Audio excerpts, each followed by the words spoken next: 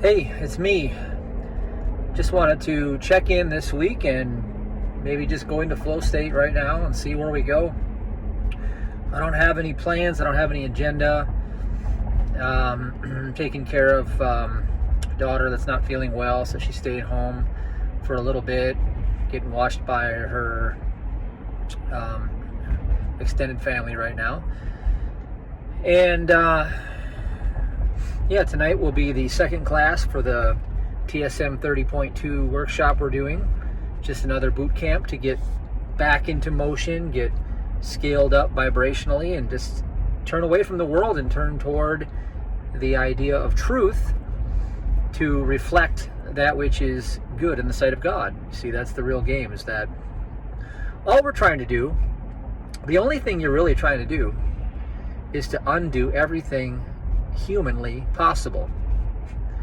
Those are choice words, because if you can undo every human propensity and opinion about being trapped in that physical body of yours, or bound to a material world, and you can instead spiritualize everything in your consciousness, then you can witness the presence of the great I am, the I, self. There's only one I, self, the I am presence, and being atoned with that presence is the fulfillment of every good thing. It is the receivership of all desire. Seek ye first the kingdom, and all these things shall be brought unto you. So in these so-called last days, these end of times, right? The world at large, the outer form, the fashion form, the figure of fashion form, as it says in the Nag Hammadi Library Gospel of Truth, she worked on her fashion form, yet she was ignorant. See, she's blind, she's deficient. There's not an ounce of truth in that material construct. So you have to leave that construct mentally, consciously, bit by bit, piece by piece, devouring matter within thyself, until you are spiritually grounded in the living presence of the Christ, which is the I am, the great I am. You live, move, and have your being in that space. So it's not you that governs life. You're not responsible for all the functioning of the body. The body is not your body. You don't have a body. You live in the body of the living Christ, a spiritual fact. Never for once does it become a material existence, because there is no material existence. So that negates all things such as organs, tissues, bones, blood. All of these ideas are pagan sorcery. They are the false gods of this world that we have ascribed power to because of the so-called educational systems. They have indoctrinated you into falsehood. You know, we have truth versus falsehood. If you are in truth, you are in the presence of the Almighty. Humbly, you experience the grace that is the divine love that fulfills every human need. Humbly. When you become haughty and proud, and when you become knowledgeable of the things of this world, you see, that is the pit to the state of hell. So the more knowledgeable you become in the things of this world, the greater fool you become, because you bind yourself at every turn. The gospel is very simple, and the undoing of the gospel, or so-called material consciousness, the mortal fiction, I call it, is the human propensity to take thought for your life as if you are separate from God, as if you could exist outside of that perfection. You have to persist in this attitude, and you have to seek diligently, and you will get the divine idea that sets you free from whatever it is that is binding you to this root of falsehood. Whatever troubles you, whatever problems keep reoccurring,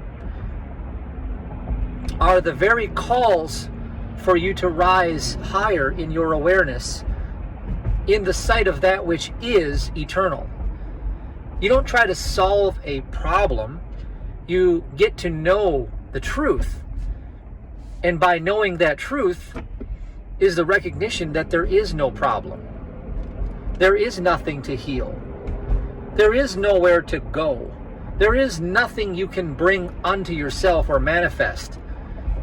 It is a virtue of undoing every lying human tongue that has cast a spell. They call it spell casting in school. They tell you what you're doing. Could you work on your spelling a little bit? You see? And then they capitalize your name because they're capitalizing on you. That's why your name is all caps, as in Noam Daguerre. You're dead fiction. You're a transporting utility vessel in a maritime shipping war going across sea lanes, and they're looking for the booty, you know, not the booty call at 2 a.m. They're looking for you as the booty. You are the bounty. It's called fleece the sheep. That's what America means when you parse it out. It's called fleece the sheep. Meh, meh, meh. Americans are sheep, though. They really are. They are true sheep. And the problem is that life got so comfortable in the deception. You see, when everything is given to you by proxy of showing up at the time when everything is technologically robust and industries are booming, and you can just be mentally lazy and accept by default that somebody's always going to take care of thinking for you, you get weak. You become pacified. You become a sheep. And then, you know, you're fleeced and then led to the slaughter. So that is because you have renounced your divine privilege of guarding your thought. It's a privilege to be able to have free will. It's a privilege to use the energy and mental capacitance to hold steadfast to a divine truth and to reject evil at all turns. But over many decades and many generations, those principles have been all but abandoned. And you see, now we have a death culture. It's a modern day death culture, according to Clotaire Rapaille, who studies the culture codes. So we have this, you know, immature culture. It's a death culture. It's built around war, and, you know, the petrodollar is war, and all of these constructs come into play. And yet we have all of these resources available to us, and we've become utterly weak and arrogant. And you see, pride comes before the fall. You see, pride came a couple of generations ago, and now the fall is already here. I said pride came a couple of generations ago, and the fall is here. You see, God is slow to anger, but his wrath is certain.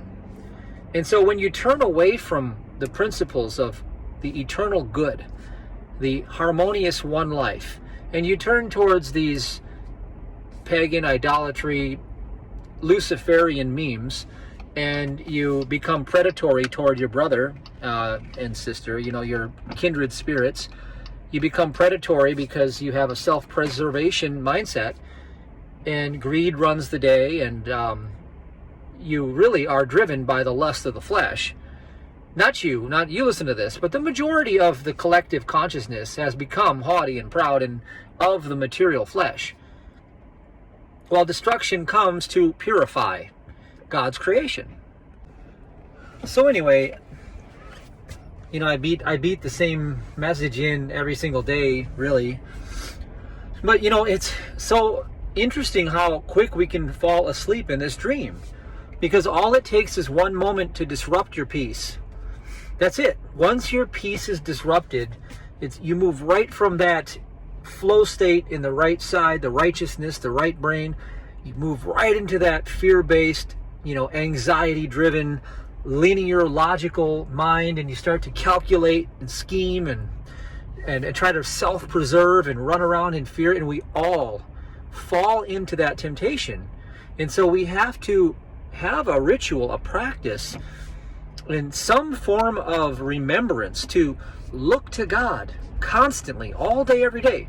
Call it source, call it the love, call it the I am presence. I don't care what you call the presence of God. It doesn't matter to me. God is just a label too. It's just a foolish way that man tries to interpret a divine principle that is beyond every human thought. It's beyond the good that we can conceive of. But as you gaze toward that presence, you see, you become what you contemplate. And as you keep gazing towards the presence of perfection, as identification of yourself as the reflection of that, I am reflecting the presence of God now. I don't have brain, lungs, heart, bone, kidneys, spleen, adrenals. I have none of these things. I am spiritual, made in the image and likeness of the Father. I reflect the Father's qualities. In fact, nothing in the phenomenal world has any qualities of good or evil, because all qualities belong to God alone. And I give all power back. All power that I have placed judgment upon, you see, casting my own net upon myself, eating of the fruit of the tree of knowledge in the garden. I go back to the first principle, out of Genesis 2, back to Genesis 1, back to the man that God created, before the serpent came to tempt and bind and put me into the spell of Delilah, which is the material consciousness world. See, the world is a very beautiful, beautiful dream. And it's also a terrifying nightmare at the same time. That's the good and the bad. It's the qualifying of the phenomenal unreality. And by the doing of that qualification, you give away God's power to another false idol, a false god. You know, I remember Joel Goldsmith told a story about a woman who came to receive some healing treatment because she had a husband that was a severe alcoholic. And I guess allegedly, to paraphrase, the story goes that he would take all of her money that she made, because she was the only income producer, because he was drunk, and he would buy alcohol with it, and he'd only actually get out of bed and be productive on the day that she would come home with her paycheck, just long enough to go take her money and go get the alcohol. So she was quite offended by this, and naturally that would be what I would be offended too, right, in my human sense. But see, that's the qualifying of evil. And so what he said is, he said to this woman, I think you have the problem. Now you can imagine the look on her face, as in like, I have the problem? I'm not the one drinking and taking somebody else's money and living off somebody else and being riotous in all of these behaviors. And he said, listen, would you think it is a bad thing that he is drinking? And she said, well, yeah, it's horrible, it's bad. And he goes, well, would you prefer if he maybe bought Coca-Cola and he would spend some money on Coca-Cola? Would you give him the money for that? She said, well, yeah. He goes, so you say Coca-Cola is good and this alcohol is bad. He said, well, therein lies the problem. So he advised her to take that power back. It's neither good nor bad. There is no person with any qualities, and there is no good and no bad in alcohol. There is no good and no bad in Coca-Cola. And she went and made an apology to this man, her husband, I believe it was, and said, you know, I'm sorry, you know, you carry on, and you do as you do, and kind of, she refrained her judgments. Well, she said it wasn't a short time longer, and he came to her and he says, you know, I don't know, I'm not going to buy this alcohol anymore. It doesn't have any power. It doesn't have any potency anymore. It doesn't do anything for me. See, he lost his addiction for it, because addictions are born out of the resisting of thoughts of good and evil, you know, attaching ourselves to the good or resisting the evil. They really are born out of that. Perfect example, another example is when I was, you know, coming into my early 20s. I was 19 years old at the time, and I developed an eating disorder because I made a bunch of rules and judgments. I said, you know, eating a lot of food is bad, and I should, you know, eat less food, lots less food. And, you know, these carbohydrates are bad for me, and, you know, I should try to be perfect. I should eat only the perfect macronutrient ratios. And I started qualifying everything down to the T, and I was really militant about this, and I had this white knuckle flight, and I was so strict for about 8 months, and then I cracked like a like a tree in the middle of a huge storm that doesn't bend. A rigid tree cracks, and if a tree that can bend, it can weather a storm, but I cracked like a rigid tree because my mindset was rigid with all these judgments. And, then it was 5.5 years of that eating disorder. Well, what was I doing for all those 5 years? Well, I was making lists every day using my human willpower. This is really bad. This is a really bad addiction. It's a disease. This food is really good for me. I'll try to focus on this food, and every week it would change, and then I'd try new things. Okay, I'm going to try more oils. I'm going to try these supplements. This is good. This is good. Eating disorder bad. And I kept qualifying, and you know what? Never set free. 5.5 years. Went to therapy, tried drugs, under the doctor's prescriptions, and I tried all these things. And then what happened is one day, in the fleeting miracle of surrender, the surrendered state of consciousness is refraining from good and evil, and it's going back into the pure awareness of spirit. It was on a New Year's Eve party one night. I had another binging episode because I was drinking alcohol, and I was just stuffing my face, and I stood back and I said, this is neither good nor bad. I don't have an eating disorder. There's no such thing. This is just phenomenon. This is just an action. It has no consequence. It has no power. And as I observed myself, I was the silent observer, just witnessing everything happen.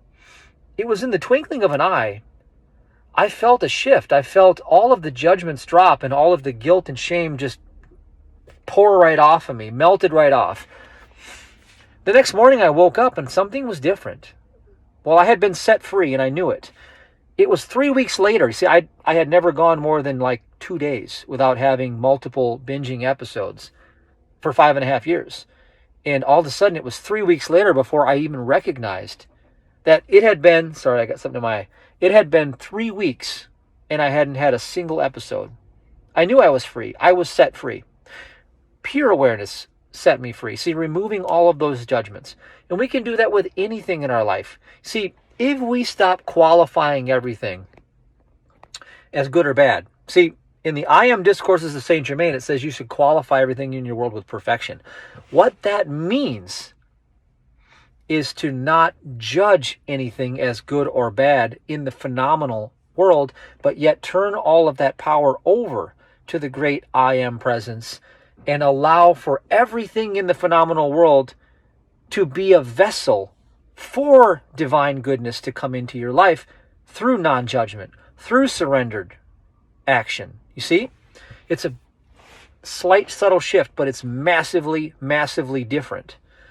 So if you allow people just to be who they are and stop qualifying all of their behaviors, and drop all of your expectations, don't try to make anybody bound to you. Don't make anybody your bond servant. I gave you that loan 5 years ago, you owe me. Don't ever do that to anybody. Love gives and it doesn't expect anything in return. And if you're going to drop all of these judgments and walk in divinity, you have to stop expecting things in return. When our ministry tithes, when I tithe, I don't say, okay, God, I better get some good stuff from these people I tithed. I want nothing from them. That's my way of loving the person or institution that is pouring wisdom into my life. That's what a tithe is. And a tithe is done through humility. And it's the greatest act of honor you can sow regarding self-preservation, to denounce it and allow the capital self to preserve its own existence. It's a commandment in the Bible. It's so simple to do, and yet it's so complicated because human arrogance can't accept it.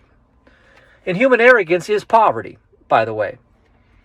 Now, when you let go of judging as good or bad, right or wrong, and take all power away, you set yourself free.